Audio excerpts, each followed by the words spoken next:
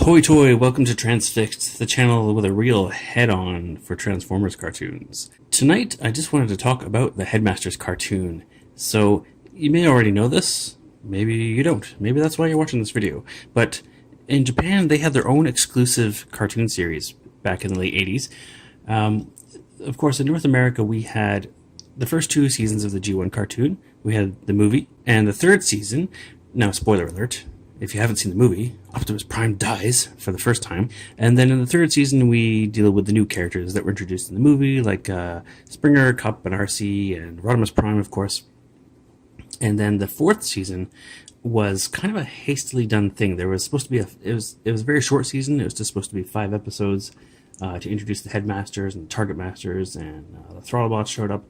It was called the Rebirth, and this is when they brought back Optimus Prime for the first time.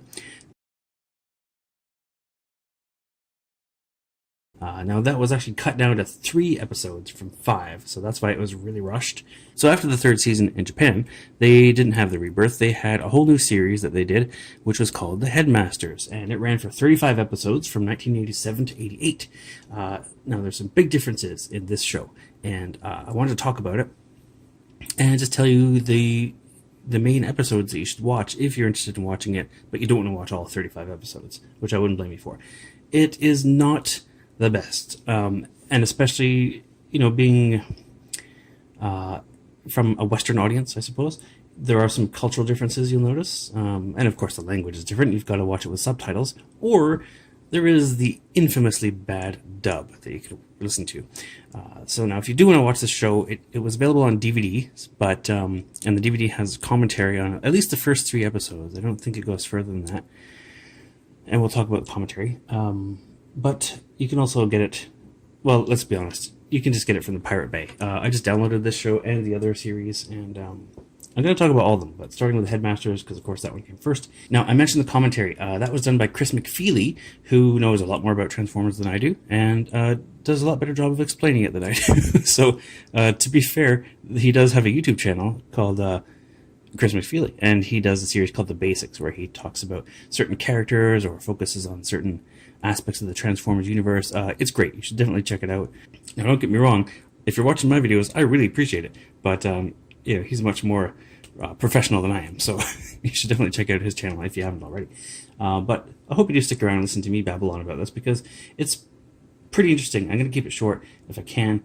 The cool thing about these shows is just seeing those toys and characters brought to life in the cartoon. Ever since I was a kid, I love watching these characters in a cartoon format, right? Same with G.I. Joe. It just brings the characters to life in a way that nothing else really does. Of course, they had bios or file cards for G.I. Joe.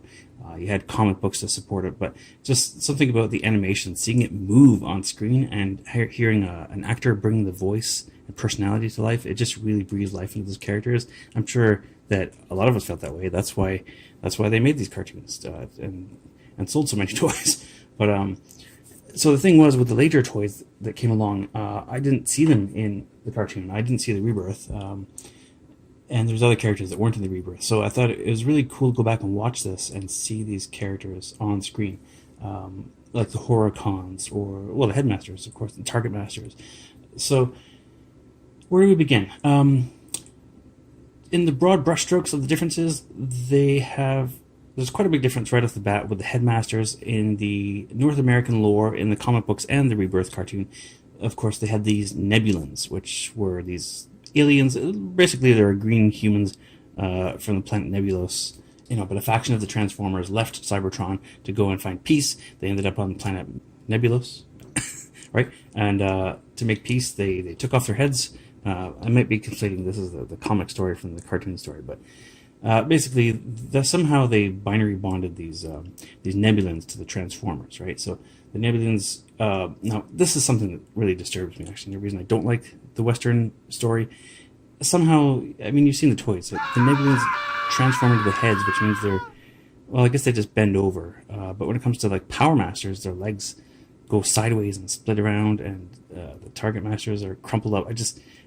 To make a humanoid body do that, I guess they kind of gloss over it, but they must replace their whole bodies with machines. What do they stick the brain into a robotic body head thing. I don't really understand how it actually happens. It seems pretty gruesome and horrifying to me if you think about it. I guess that's why they do just gloss over it very quickly. But in the Japanese lore, they don't do that at all, and I think it's much better. Instead, the heads are the Cybertronian Transformers. They are the ones who go away to find peace. They leave Cybertron. They end up on planet Master, not Nebulos. And Master is a harsh environment, so they build these Transtectors, which are the bodies of the Transformers, which I think are larger than your regular Transformers. So the head would be the size of a regular Transformer, and then the Transtector body is a larger version that they attach onto. So there's only one life form involved in the Japanese version, and I prefer it. Another difference you'll find is the music is not good. It's very bland. I don't like the music in the Japanese Headmasters cartoon. It's quite a departure. It's very repetitive, only a few tunes. And also, speaking about that, there was a fan redub that's on YouTube you can find. I think they've only done 3 or 4 episodes. I don't know if it's still continuing, but they did a great job of just rescoring and redubbing the whole. Well, not really rescoring. They've taken the Japanese animation and replaced all the sound. So they have their own voices that they've given to the characters, which are quite good for an amateur production, and they've borrowed the music from the G1 cartoon in the West and put it on top, which works a lot better. It feels much more familiar, and I don't think that's an easy task because you've got to time it all too, right? On top of the voice performances. So check that out too if you're interested. But and the other thing is the dub. Now, I highly recommend watching it with subtitles, even though there are some differences. But or you can actually watch it with subtitles and the English audio. The English audio is famously bad. I think they just hired whatever English-speaking people off the street they could find. They obviously don't know anything about Transformers. Even the voice director must not, because they make mistakes. The character names are all wrong. The voice acting is just atrocious. So it's funny though. It's funny because they changed the names for a lot of characters. Mostly just in the dub, not in the subtitles. The only difference in the subtitles is the big ones. So Fortress Maximus is there's no Cerebros in this version. So Fortress Maximus is the head, and he is just the mid-size head, not the small one. Like there's no Spike that turns into the head of. So in the West, right, Spike turns into the head of Cerebros. Cerebros in turn is the head of Fortress Maximus. In the Japanese cartoon, it's just Fortress Maximus is the big head, and he goes onto the body of the big Fortress Maximus robot. When he's not the head, he's actually inside of the ship when they're flying around. But they just call him Fortress. And I guess he's Fortress, and then when he's in his full-on Fortress Maximus mode, he's Fortress Maximus. The other difference, of course, is Scorponok. They flipped it around. So Scorponok's head is Zarak in the West. In the Japanese cartoon, Zarak is... Oh, how does this work now? I think he's just called Zarak, and then he combines with his body and becomes Mega Zarak. So in the subtitles, they refer to him as Scorponok, and then I think Zarak is the head. I might have that wrong, actually. Now, the dub is where it gets really funny, because it must be a mistranslation, because Blaster is in the show, but in the dub, his name is Billy. And Daniel is in the show. Spike is in the show, but Spike is now Sparkle. Sparkle is the best. Carly is there, of course. You don't see much of her, though. Daniel and Wheelie actually take a pretty big role. They're like the little buddy children characters. Daniel somehow acts less mature than he was in the movie, though. He's quite a little brat, and Wheelie is worse. So if you don't like Wheelie in the movie, where he's rhyming and being annoying, I don't know. I dare say he's worse in Japanese, because he's kind of not a bully exactly, but he's quite a brat. He's kind of mean to Daniel sometimes too, even though they're friends. They have a bit of a I don't know. They just I guess that's how kids are sometimes, but wow. And the main characters are the Headmasters, of course. So there's 4 heroic ones, of course. The Autobots. By the way, in Japan, Autobots are called Cybertrons, and Decepticons are called Destrons. So you'll see that through any of the Japanese cartoons. RC is in this as well, but she's very much a demure, subservient type of female. Is not at all the character she was in the West. As Chris McFeely put it, as she's been demoted to a secretary almost, I think is what he said. Six Shot is in this one, and he's an interesting character. Oh, going back to the Headmasters, yeah, like I said, there's 4 Autobots. That's Decepticon side or Destrons. There's only 3, so they're outnumbered. They have the train bots are in this as well. Later on, we also see the Horrorcons, the Duocons, the Monster Bots on the Autobot side. Throttle Bots show up a little bit. Later on, Punch, Counterpunch, the double spy, is in there doing some spy work, which is cool. Even Metroplex shows up toward the end. And there's the various combiners and the clones. And one thing I didn't notice until I saw them on screen again was the Decepticon clones have a very similar color scheme to Six Shot. So I feel like, I wonder if they were supposed to be connected together somehow, or if that was just a coincidence. But it's cool to see them. At the beginning, Rodimus Prime is there. He buggers off after a few episodes and goes to do his own thing and leaves Chrome Dome in charge. Chrome Dome underneath Fortress Maximus, or Fortress. Chrome Dome is kind of the de facto leader of the group, which is interesting because he was the only Headmaster toy I had as a kid. I just bought him because he was a car. I really wanted a Highbrow as well, but I didn't get him. Most of the stories just center around the Headmasters until later on when the Target Masters show up, and they are like the elite, cool pro warriors that kind of show up and show them how it's done. Now, I guess that's the broad aspects of it here.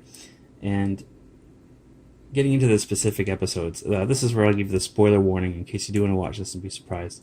Of course, you got to watch the first episode because that introduces everything. And it also introduces Six Shot, who is famously subtitled as the Ninja Consultant, which I love. I suspect maybe that's supposed to translate as maybe a freelance freelance ninja. I'm guessing, but it does say consultant. You probably want to watch the first 5 episodes, actually. So the first one, of course, sets things up. 2 and 3, I don't remember much about, but it's probably more introduction. Now, 4 is an interesting episode, which is the Great Cassette Operation.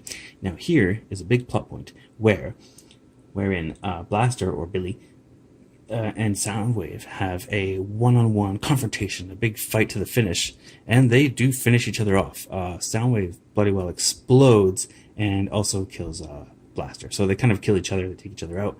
Now, death in Transformers comes and goes. So, of course, they immediately rebuild them. Blaster into Twincast, who's the blue and white version of himself, and Soundwave gets rebuilt into Sound Blaster. Of course, that's just because they got new paint schemes for their toys. And, so they're back. I kind of like Sound Blaster in black and red. It's pretty cool. Also, the voice of Soundwave is pretty good. It doesn't have that sort of inhaling, breathy voice that he has in the American cartoon, but it's still kind of cool. It's more of a deep, badass kind of voice. It's pretty good. So that's 4. Now, episode 5 is an especially interesting episode. You have to see episode 5 because that one is Rebellion on Planet Beast. You remember Battle Beasts? I remember Battle Beasts. I had a whole bunch of them. I wish I knew where they were. I can't find them, but I'm sure they're around here somewhere. Battle Beasts were its own separate thing, right? They had that rock, paper, scissors play mechanic, I guess. And I didn't know this until I was an adult, or at least a teenager. But over in Japan, they were introduced in the Transformers Headmasters cartoon. They were part of it. They were a Takara toy, and they were called Beast Formers. Don't let that name confuse you, because they don't transform into anything. But there's these very serious little battle beasts. So this whole episode is about those guys. I think they're introducing them, and I don't know if they got their own show or not. But yeah, it's pretty cool to see to see that. Now, after that, I don't think there's a lot of notable episodes. You could probably skip a lot of these. There's some interesting stuff that happens along the way, I suppose. You'll notice, some more serious stuff, some more violence. You'll see people getting killed. I mean, there's a whole bunch of dead bodies in one episode. And then there's this guy, I don't think he's a battle beast, but he gets straight up shot in the back. I'm pretty sure he was killed. Yeah. And there's also another episode where Wheelie gets taken hostage. They find these humans, and they kind of take him in. The Autobot Headmasters kind of take him in to help him out. They're like, okay, just sit tight on the ship here while we figure out what to do with you guys. But they're not having that. They don't trust them, so they take Wheelie hostage, and they're like, yeah, we're gonna kill Wheelie if you don't do what we want. And I'm thinking, well, what's the problem? Go for it. But okay, of course, Daniel doesn't like that. He wants them to save Wheatley, so they save Wheatley. They reason with them, but I mean, this is a straight up hostage situation. It was. This show does not joke around, does not pull punches, right? I mean, look at those bodies. That was shocking to me. They are not sleeping. They are dead. So anyway, I've babbled quite a bit here. You could probably skip ahead to the episodes in the 20s here, where they have their special weapons, right? So the Fortress Maximus has a Master Sword. He sort of plucks out of the inside of him, and then it forms on the body of him outside somehow. That was included with the Japanese version of the toy, not in the North American version. And so Zarek, or Scorponok, has to counter this, and he makes his special Zarek shield, which was what is included on both versions of the toy, but it became a special thing. A lot of the episodes up until this point, he was just kind of hanging out, collecting his power, building the big Scorponok Transtector body for himself. Like he's lurking in the shadows actually for the first few episodes, so not really surprised who he is though. And then episode 24, big spoiler alert here, but Ultra Magnus dies. But for real this time, not like on Planet Junkion where they just slapped him back together. No, Ultra Magnus gets taken out. It's right there in the title of the episode. Goodbye, Ultra Magnus. Then episode 27 and 28. 27 and 28 are the two-parters for the Target Master introduction. Miraculous Warriors, Target Masters, Part 1 and Part 2. And like I said, this is where they show up, and they're the hotshot Autobots, and they kind of take a bit of the spotlight. But, they learn to work with the Headmasters and so on. So on it goes until the end. And I guess at that point, you could probably skip ahead and watch maybe the last 3 to 5 episodes to see how it wraps up. So, at one point, part of the story is, I think it's episode 25 maybe, where they're looking for the weak point. For some reason in Japan they think every Transformer has a weak point, so they have to find the weak point of the Combiners and of Scorponok. So that's how they will defeat Scorponok in the end, who's his weak point. I think they do actually take out Scorponok before the end, but actually no, I'm skipping over a very significant episode. So episode 32, My Friend Six Shot. I love this episode. This was my favorite one of the whole series. So I was thinking about making a video like this, and this episode is what convinced me to go ahead and do it, because I really love this one. This is one of those stories where enemies have to work together, right? So somehow Daniel gets stuck behind on a planet with Six Shot, and Six Shot kind of takes care of Daniel, and they have some conversations together, and he protects Daniel, and Daniel sort of warms up to Six Shot, realizing this guy actually has some honor. Why is he working with a Decepticon? It's a great episode. It's just really fun to see that interaction between the two. Six Shot, of course, not wanting to change sides or anything, but helping Daniel stay out of trouble, and it's really good. If you only watch one episode, watch 32, My Friend Six Shot. And the cassette operation, because you got to see Soundwave and Blaster going at it. So the finale actually is the last 2 episodes, 34 and 35. So of course you need to watch those. And I think that's it. That's pretty much all there is to say about the Headmasters. It's not great. I'm gonna do a video like this on the other 2 series, because after Headmasters was Master Force, which deals more with the Pretenders, which I never liked, but they're kind of cool in this show, and the Power Masters. And then the series after that is Victory. I haven't seen it yet, but it's about Star Saber and Deathsaurus, I believe, are the main characters there. So I'm really enjoying Master Force so far. I'm looking forward to making a video about that. It's a lot more fun to talk about and to watch. So I'll be doing that. I'm only about halfway through, so I want to get a bit further before I make the video. So I hope you'll come back and check that out. So yes, you can get all 3 series on DVD, but honestly, yes, you can just go to Pirate Bay and just download the torrent. Maybe test it out, see if you like it. If you like it, then buy the DVDs. Right? I don't endorse piracy, but let's be honest, it's out there. It's usually a lot easier to watch videos that way than it is to put in a disc. So that's the Headmasters. Thank you for watching this. Good night and head on.